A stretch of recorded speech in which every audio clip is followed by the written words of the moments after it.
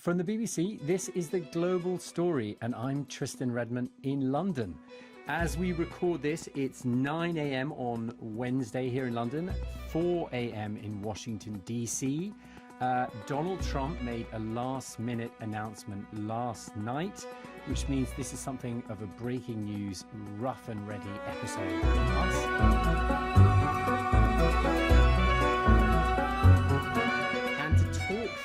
That announcement of a conditional 2-week ceasefire in the US-Israeli conflict with Iran, I'm joined by Jane Corbin from Panorama, which is the BBC's flagship investigative programme.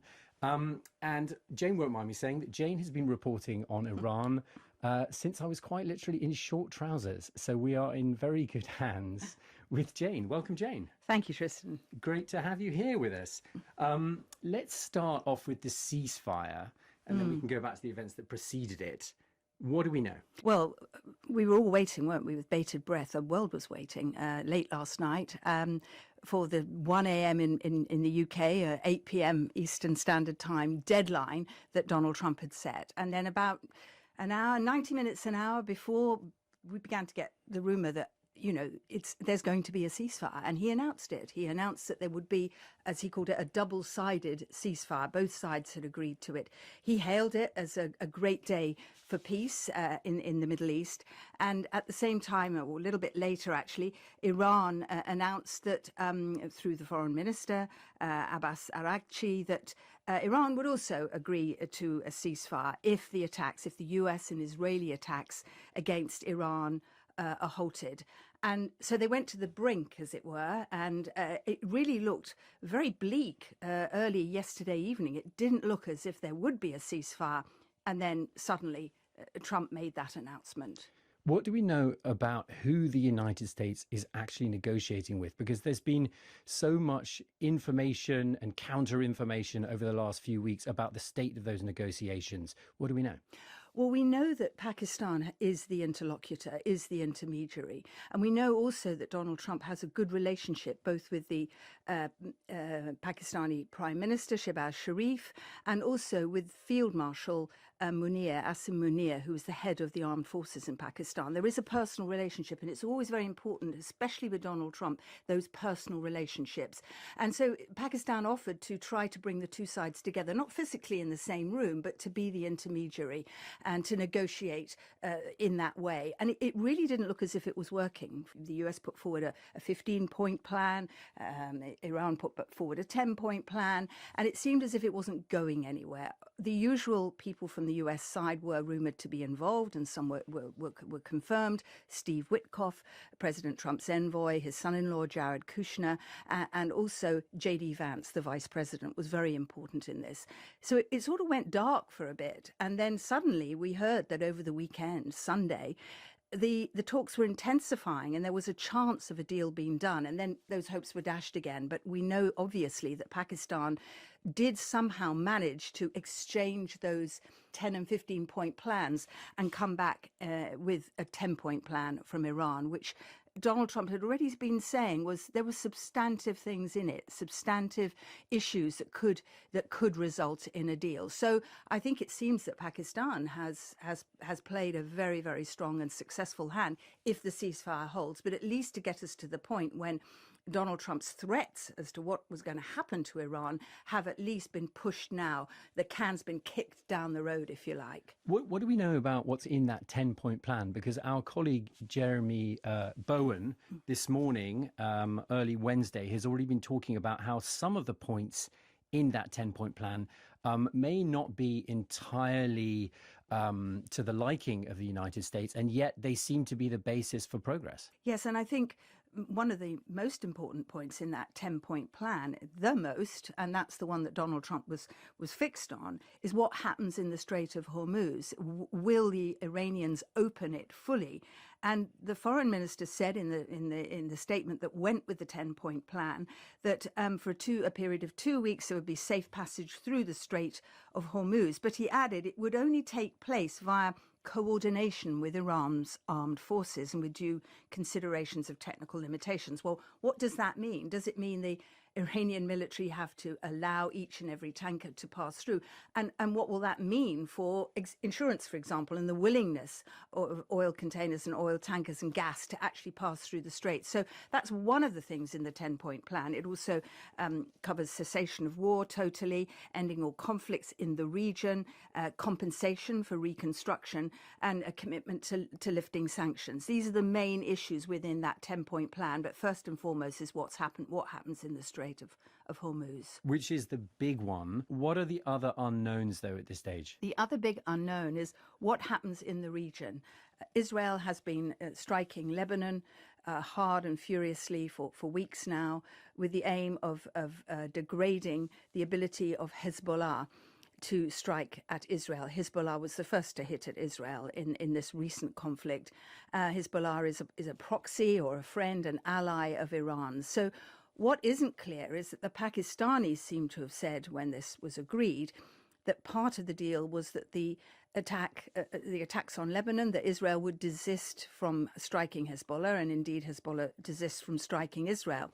But that isn't apparently Israel's view, or certainly as we're sitting here speaking. Obviously, things are changing all the time.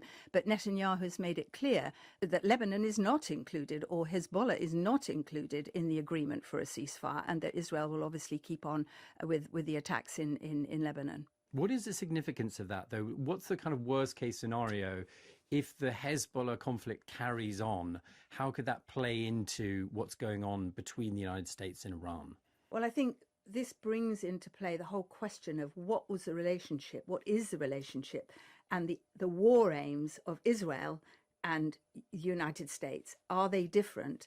And if so, what will that mean? And they are slightly different, because right from the beginning, Israel's avowed number one aim is regime change, to change the regime that they consider to be an existential threat to Israel. So for Israel, that's still, I think, a main aim, as is getting rid of the power of the proxies of Hezbollah. But for America, it's been replaced, obviously, with the Straits of Hormuz, number one, and with the nuclear and the missile capabilities of Iran. So we are seeing a bit of a divergence. The key thing is, I personally feel that Israel is the junior partner in this. It would be quite hard for Israel to continue, certainly against Iran, and even potentially against Hezbollah, if the senior partner, Donald Trump, didn't want that to happen. So I think we're going to see that situation develop over the next 24 hours. Well, what's the significance of that potential daylight between Israeli and US aims? We're always looking for daylight as journalists in this way. But what does it mean if Israel and the United States see things slightly differently? Well, obviously, it will then, the war may continue. The ceasefire may not be realistic. What would Iran's reaction be if it believes, and America believes, that a cessation of conflict in Lebanon is part of it, and Israel continues that conflict? Iran will presumably could then start to hit Israel. So I think they'll have to be in step. And I do think that at the end of the day, Netanyahu will bow to the will of Donald Trump in this. But it may continue for a few days yet, because as with all ceasefires, it takes a while for everybody out on the ground to understand, to get the military instructions. And we know that in Iran in particular, before the war began, they were ready for this. So they delegated responsibility to field commanders in all the provinces. And of course, now it's quite difficult to inform them all, particularly with the strikes and the number of people that have been killed in the military apparatus. It's quite hard to get the message out to all those commanders that the time has come to cease operations. So I think we're going to see a couple of days where things are a little messy, and we don't quite know where the ceasefire is going, not just with regard to Israel-Lebanon, but also with regard to Iran continuing, as it has done this morning, to fire missiles at its Gulf neighbours. It's still early days as we're talking, but how is this deal being framed by the different parties in the conflict? They're both claiming victory. And Donald Trump has said it's a great day for world peace. And the Iranians have said the same, that they believe that this is a great victory. I mean, they brought the government brought its supporters out yesterday when the threat was that the civilization would die overnight. The threat from Trump, they brought them out to the bridges, which were going to be the focus of the next wave of strikes, with flags, chanting. So we saw a sort of sense that the Iranian regime had already claimed victory, had already said to its people, we have got something out of this, and that's, I think, what those demonstrations showed. Though it has to be said, they were probably the regime supporters who we know are in the minority within Iran. We're not hearing from the great bulk of the majority of people who we have to presume, are just trying to stay safe indoors.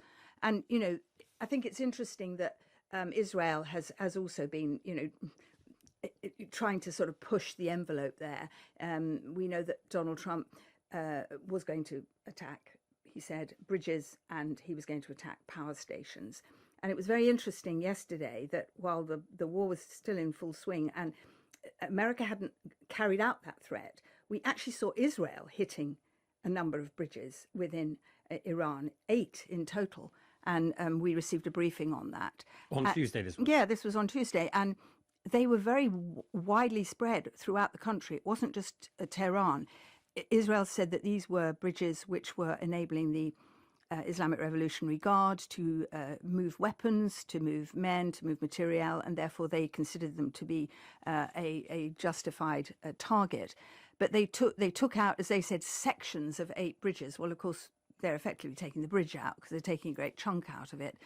And I'm wondering could that have been the push at the last minute that sent the Iranians negotiators through Pakistan with the 10-point plan to sort of try to realize that what could be done when those 8 bridges were hit by Israel on Tuesday. But the suggestion is that those threats may have worked in that case. Is that what you're saying? They may have worked. Yeah, they may have worked.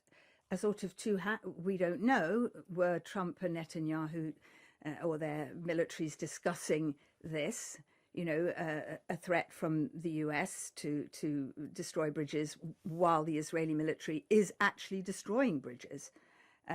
They would say IRGC bridges, or bridges that facilitate the flow of weapons for the IRGC.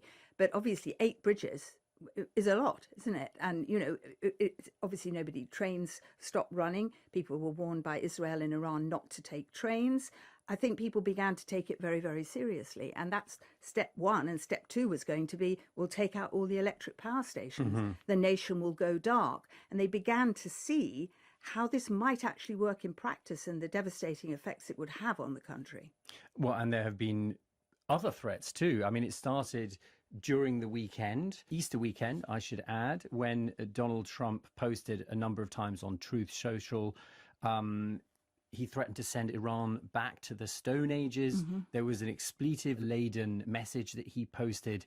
And then on Tuesday, the White House was actually forced to deny that it was considering using nuclear weapons in Iran when he made this comment about the potential end of a civilization happening overnight. What did you make of that particular threat? I think it was not unreasonable for people to believe that perhaps there was a nuclear threat implicit in that. I'm not sure it was ever meant to be that. I think it's more of an example of Trump's hyperbole. He uses very quite flowery and over-the-top language. But it obviously has had the desired effect. And, a couple of days ago, President Trump was challenged in a press conference before he made this final end of a civilization remark, he was challenged about why he used, as I think the reporter put it, such abusive language. And he said, it's to make a point. He was very clear about it. It's to make a point. That's why I do it. So there's a method to it. There would seem to be a method to it, at least in the president's mind. I mean, the language is kind of apocalyptic, isn't it? That we've heard, the ending of a civilization. And I think people were shocked. They were shocked earlier at some of the tweets, but he's ramped it up, and people have actually got to the point of thinking, well, where do we go from here? Well, the debate as to whether Donald Trump is, on the one hand, a master negotiator who's used this sort of tightening noose of pressure to bring Iran to a deal on the one hand, or on the other hand, has used dangerous rhetoric that cannot be put back in the box on the other, is a debate that's going to be playing out, we can imagine now, for the next few days. Having suggested that there is some method to this ramping up of rhetoric, what's the case on the other side, Jane? Well, you talk about, is this part of a negotiating tactic? Was it a bluff at the end of the day? I mean, we went right to the wire, didn't we? 90 minutes before. Was it a bluff? Would he have struck? I suppose that's what we don't know, particularly because we know that his supporters, by and large, are not in favour of foreign and forever wars. And this is going to be and will be a problem for him as the midterm elections approach in November. So there was definitely a timetable for Trump, the timetable of an election in America, and of course the very pressing timetable of what was happening in the markets, in the price of oil and gas, and what was happening to the stock market and the bond market. Well, I want to come to the markets question in a second, but on the other side of the debate, is Trump a master negotiator, or was his language dangerous? Was what Donald Trump said on Tuesday potentially genocidal in nature, as was suggested by a number of politicians and commentators on Tuesday? The jury is out, isn't it? Because yes, he did two things. He made the end of a civilization remark, which is, as I've said, apocalyptic, and many experts would say that is the mark of a genocide, that you get rid of the mark of a genocide, or definition is to get rid of a whole people. And that's what that seems to imply. And previous to that, he'd been very specific about what America would attack, and those were civilian targets, power plants and bridges, transport and energy. And other scholars have said, and I think that with some degree of accuracy, that too would be classified as a war crime, because you are attacking civilian infrastructure. Donald Trump does not seem to have had a problem with either of those remarks. And, as you say, the debate will go on for a long time. But technically, both those remarks would indicate, attacks on innocent civilians and therefore war crimes. Let's talk about markets, because they've been in turmoil for the last few weeks, particularly the oil markets. What's been the response so far on Wednesday? Well, immediately the price of oil fell by about 15%. Obviously, perhaps even while we're speaking, it's maybe gone down or maybe up. Gas by about 20%. And I think this reflects the reality, which is 20% of the world's oil and gas passes through the Strait of Hormuz. So we saw the markets adjusting immediately. The stock market has yet to open in the States. But, this is a 2-week window. We don't know what's going to happen at that point. So I would imagine that the markets will climb. But of course, we know that Iran is only going to allow shipping through with the cooperation of the Iranian military. So that's going to be patchy. We're not suddenly going to get back to, I think the normal flow through the Strait of Hormuz was 120 ships a day. We're not going to get back to that overnight, are we? Or even within 2 weeks. And we have yet to see what insurers and owners of ships, what their reaction is. We don't know about the mining of the waters are mined. We don't know what plans there are for warships in the region, American or otherwise, to escort vessels through. Mm-hmm. These are all questions as yet unanswered. So I think the oil markets have rebounded because of the good news of the ceasefire, but it's going to be a rocky road for the next 2 weeks at least, until we know even if there is going to be a longer term ceasefire. Let's move on to talking about what's actually been achieved in this conflict. I mean, setting aside the question of whether or not it's even over, I mean, as we've discussed, it could resume again. There's been some remarkable reporting from the New York Times in the last 24 hours, which laid out the circumstances in which Benjamin Netanyahu traveled to Washington, made a case to Donald Trump and his administration as to why the United States should join Israel in going to war against Iran. And this reporting suggests that regime change was a priority, that pro-democracy demonstrations could break out. Now, if we fast forward to yesterday, Tuesday, far from being pro-democracy demonstrations, we actually saw Iranians in support of the government demonstrating, I suppose, on bridges near power plants in reaction to the threats against those infrastructure installations by the Americans. How much should we read into that? I think that those are pro-government demonstrations. We've seen them happen throughout these 5 weeks. We've seen them on the streets of Tehran. We've now seen them on bridges. I think that is a minority. It is the minority that is allowed to protest, that is allowed to go to the streets. The vast majority would not be allowed to do that. There would be a crackdown. There have been remarkable pictures coming out of Iran in recent days of very threatening nighttime patrols, cars through the street.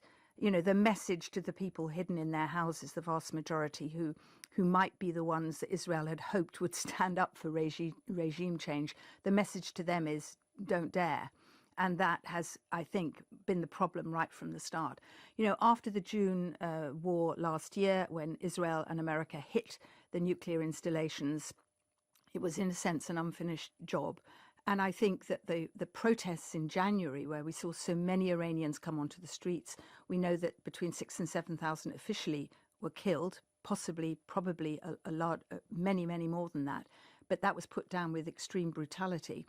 That's the reality of life in Iran. But those protests were possibly what enabled Benjamin Netanyahu to say to Donald Trump, there is a cohort, a strong cohort of pro-democracy, angry people who want change, young people.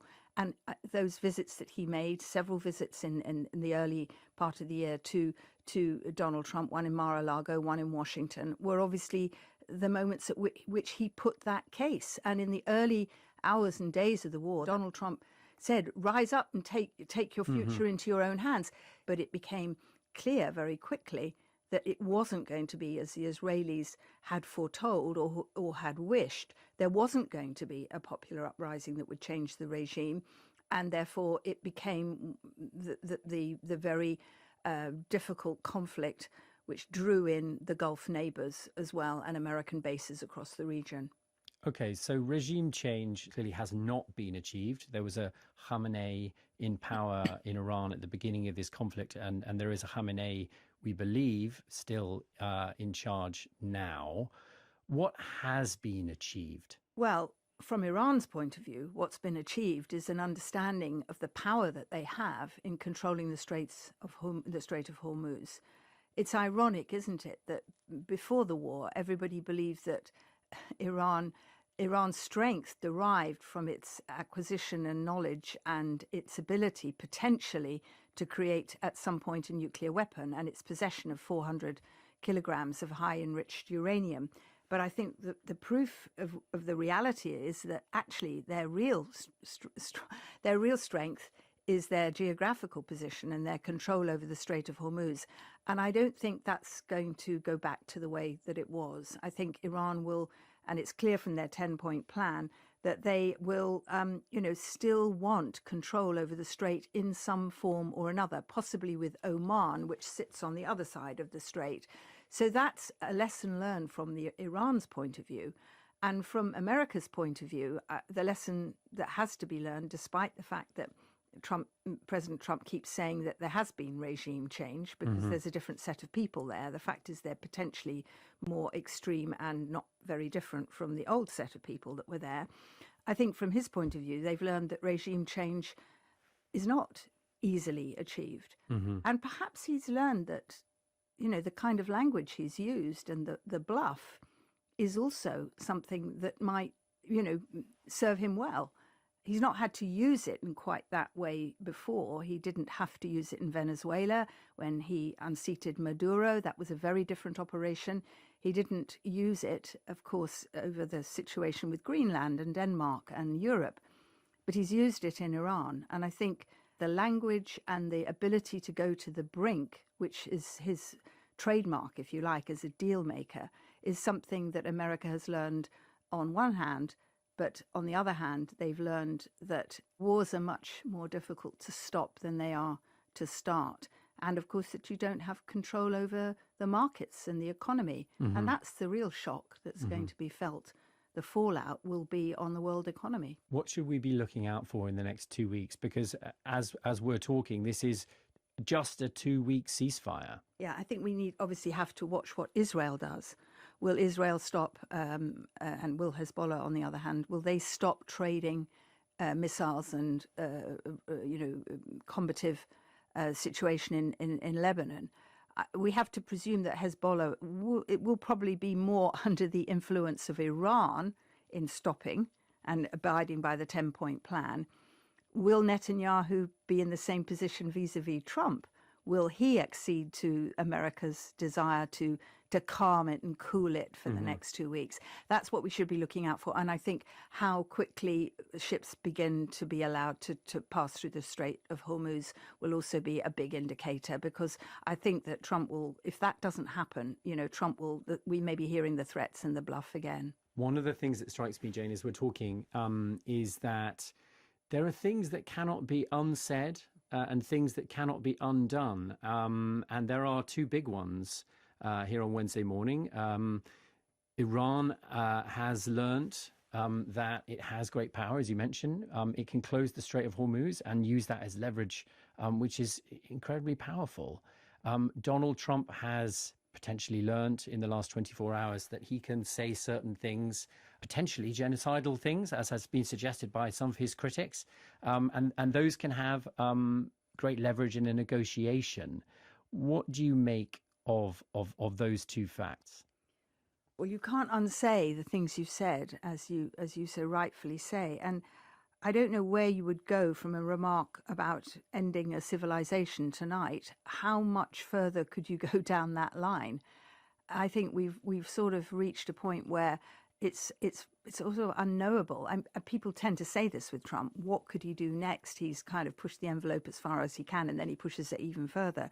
But I really think this end of a civilization remark was quite extraordinary. And also it begs the question, where will we be in 2 weeks' time? Will he reiterate that? Will he say, well, this is where we were on the eve of potential escalation, and Iran, you haven't abided by the 10 points and we haven't been able to reach agreement? Do we then are we just delaying a repetition of the end of civilization remark? Who knows? I mean, it's all so open and so unpredictable, as has been so much in the Trump presidency too, which, let's face it, isn't much more than a year old, just over a year now. Well, mercifully, the temperature has been turned down for now. Thank you so much for taking the time to talk all this through with us, Jane. We're so grateful for your expertise. Thank you, Tristan. I wish I had a crystal ball. I don't think anybody does, perhaps not even Donald Trump. Well, please come back and see us again soon. Thank you, Jane. Thank you. That was Jane Corbin from the BBC's Panorama programme. And that's it for today's episode. The Global Story is also an audio podcast. We're available every weekday on bbc.com or wherever you listen. Thanks for tuning in. We'll see you next time. Cheerio.